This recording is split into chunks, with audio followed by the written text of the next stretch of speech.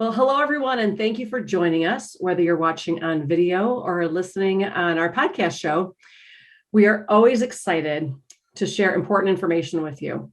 I'm Jill Bloom, publisher of Roofing Contractor, Walls and Ceilings, and Building Enclosure.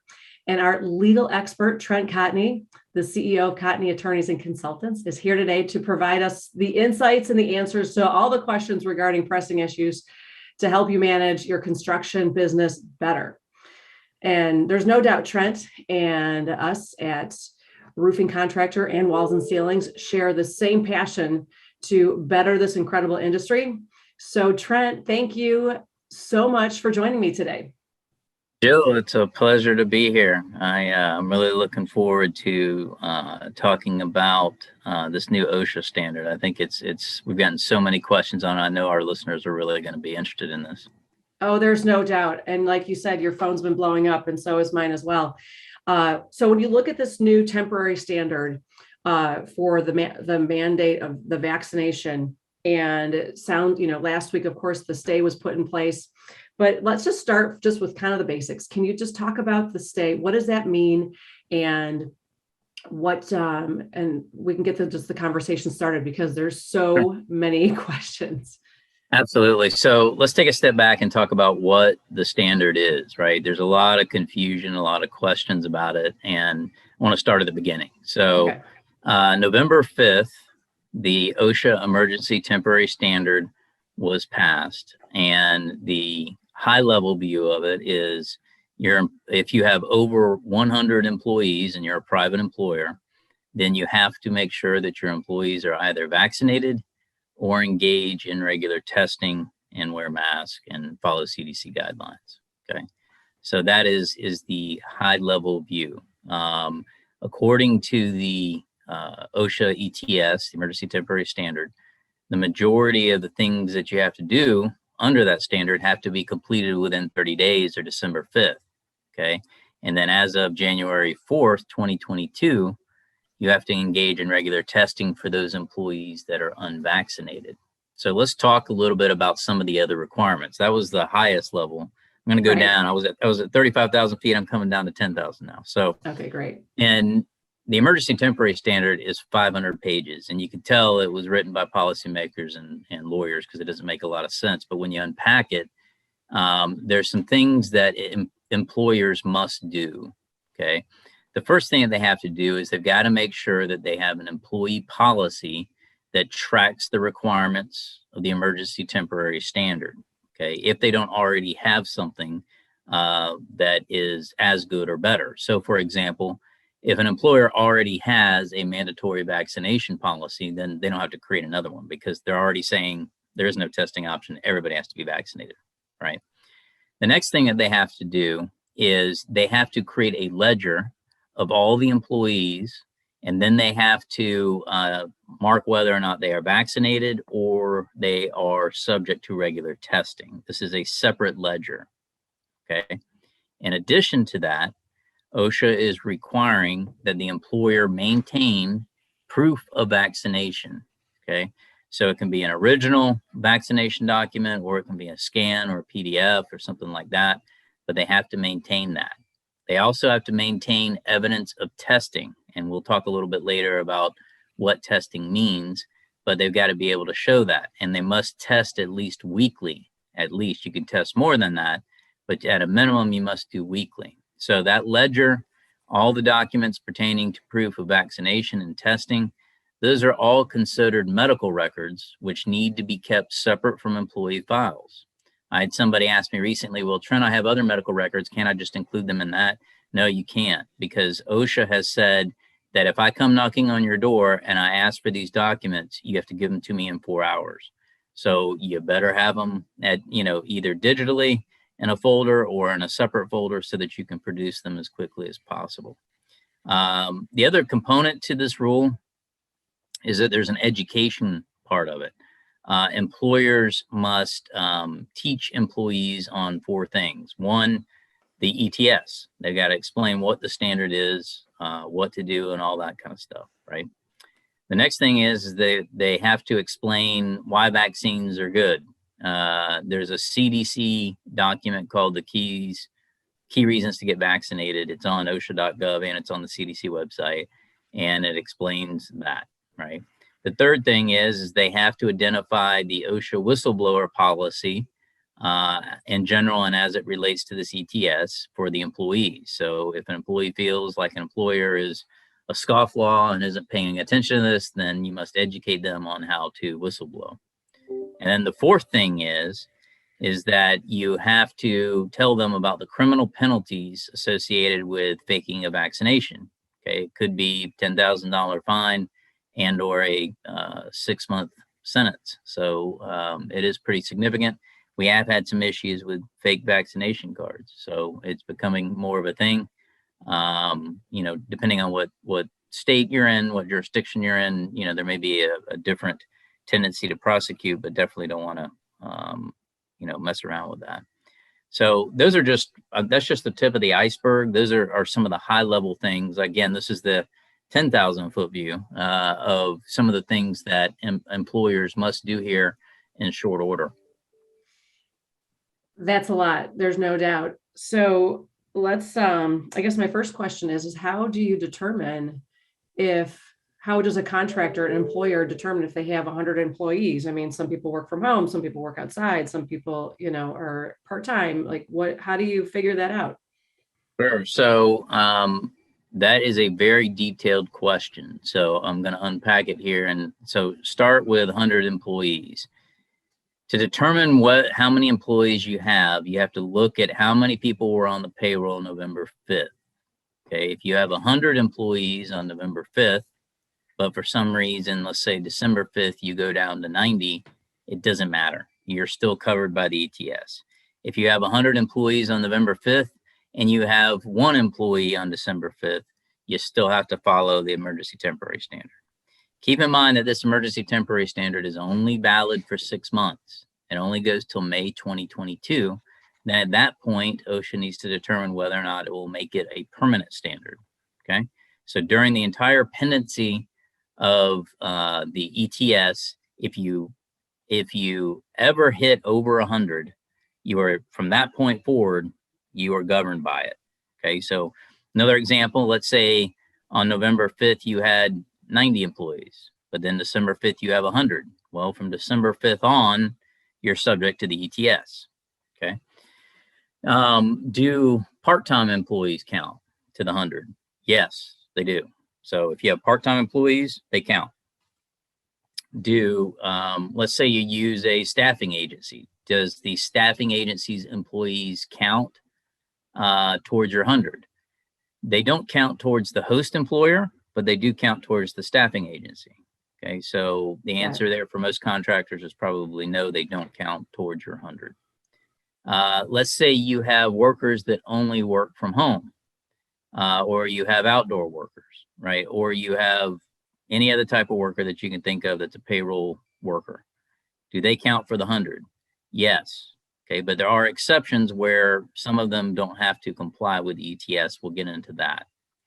Last thing I want to mention on how do you calculate 100 is, does independent contractors count? So by independent contractor, I mean people that you pay on a 1099 basis. Now with roofing contractors, building envelope contractors, and other trades, there is a tendency to pay salespeople 1099, to pay labor 1099. And one of the big issues, we've talked about it, before, is misclassification. So the Biden administration has already, signaled that it really wants to focus on contractors that are not properly classifying their 1099 independent contractors. And you could potentially see an issue where you've got somebody that might have 70 employees and 30 independent contractors. If OSHA comes looking and starts investigating and realizes that, your other 30, they only work for you, they don't work for anybody else, they wear your safety gear, they report to you only, you might have a misclassification issue and you may end up being subject there. So that's something to watch out for. But really all they're looking for right now is payroll.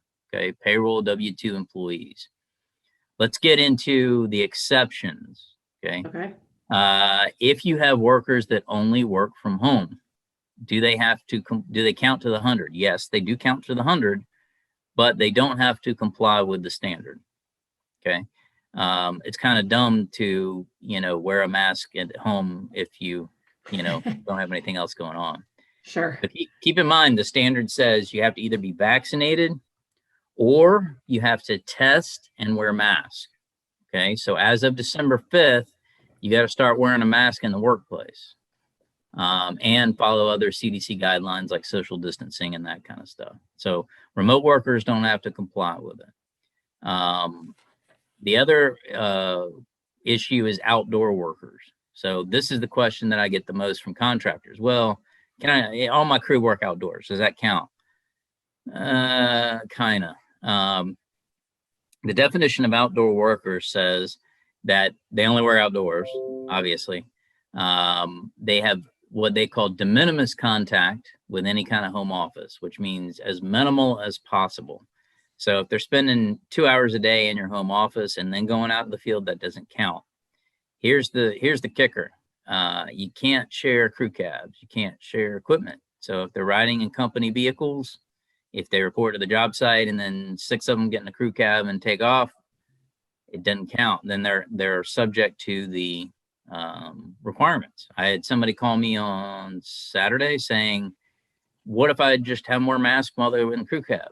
That's great, but that doesn't meet the exception. They're still doing that. So unless there's additional guidance that comes out, in order to be an outdoor worker, you can drive from home directly to the job site. You can drive in separate trucks.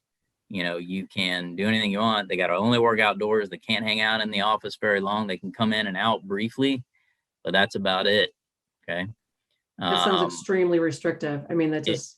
It is. So let me tell you one of the things that we're doing for keep in mind, for those of you that are listening to this, I have a safety background. I've got an OSHA 10, OSHA 30. I know all that stuff, but I am not a safety professional. I am a risk mitigation professional as a lawyer. So what I do is I try to figure out how can I help contractors legally comply with this. One of the things that I'm doing is I'm creating an outdoor worker policy that specifically states these are the requirements of the ETS. Mr. and Mrs. Employee, you understand this and you agree to comply with it. Please sign here.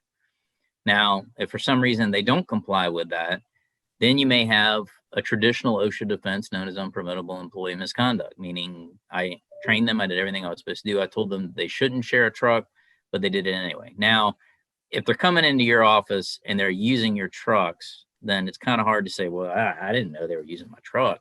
But the idea is you want to paper the file there and you want to shift some of that burden on the employees to the extent that you can if you're going to try to meet that exception. The other thing that I should mention is for calculating the 100, let's say you are a company that's got multiple offices. So let's say you're based, I'm talking to you now in California. Let's say you're based here in California, but you've got offices in Florida and everywhere else. If it's the same corporation, all the offices count towards the 100. Okay. They're looking at single corporation ownership. So right now, there isn't a definition for affiliate, meaning partial ownership in another company. However, if you look towards other things that OSHA has done and other mandates, like the federal contractor mandate, they have defined affiliate and they have wrote that in. So I would expect that if this thing survives legal scrutiny, that at some point, sister companies could be included within whether or not you meet the 100 threshold. Got it. So as long as they're owned by the same company, because we know there's lots of businesses in our industries that fall into that. As for right now, they're just looking for single entity, single corporation, no matter where you're at, do you have 100 employees? So basically November 5th is the main date. This is before, November 5th. That's how they got you. Yeah, right. So before you even knew what you needed to know, you're stuck. You're either stuck or not unstuck, and don't get stuck if you want to stay under 100 employees. Yeah. You gotta. My recommendation is just the admin burden alone is hefty. Having to keep all this, having to engage in it, having to figure it out. It's a lot for employers to have to do.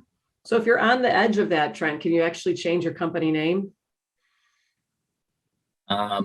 You can. Would that even be worth it to stay away from this if you went from 110 employees down to 90? Yeah, because if you're already at it, you're already in it. So it doesn't matter what you do at this point. You know, Okay. if you, if you have 90, November 5th, and you're still at 90 and you want to hire 10 more, then maybe you think about something. But Right. that's a lot to do in a short amount of time. And Sure. honestly, I don't know if the benefit would outweigh the the cost and the risk associated with it. Right. So, Trent, there's so many states that have already filed lawsuits to hold off these mandates.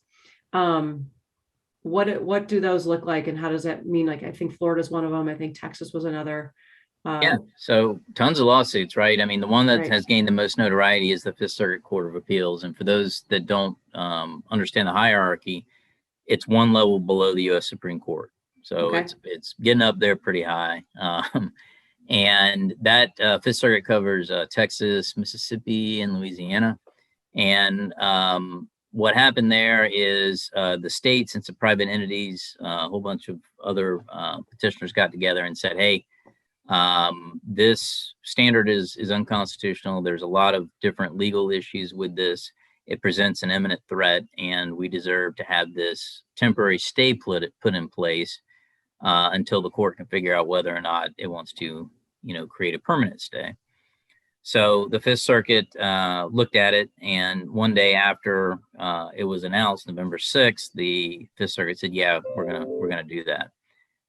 Last week, OSHA responded, and the petitioners replied to that. And the court again on Friday said, "Yep, there's a lot of issues here. We're putting in a temporary stay."